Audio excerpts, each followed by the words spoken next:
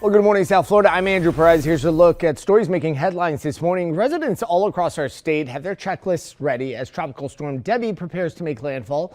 Even though it took more of a westward turn and it's headed for the Big Bend area of the Panhandle, volunteers were still seen handing out sandbags at Floyd Hull Stadium on Friday, as we've seen some heavy rain from some of the outer bands of that storm. Miami-Dade Fire Rescue specialists, physicians, and structural engineers also deployed to assist North Florida and Central Florida in the event of major flooding. South Florida Water Management District says they're doing their part to close the canals, but do warn residents to check their drainage systems to mitigate any possibility of flooding. It's also been a rough weekend on the roadways as a motorcyclist was killed on I95 after he collided with another driver. Authorities say Roy Hollick was attempting to cross from the center lane to the motorcycle lane when he was hit by a car.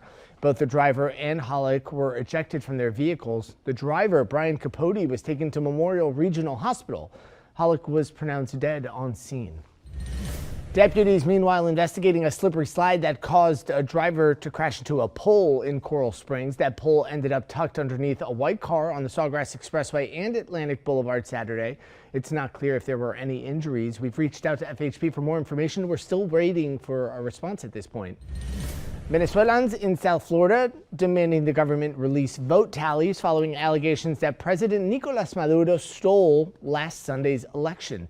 There was a sea of red, yellow, and blue filling Bayfront Park in Miami as multiple protests took place on Saturday. This comes after Maduro claimed to have won his third term as president against the opposition party nominee, Edmundo Gonzalez.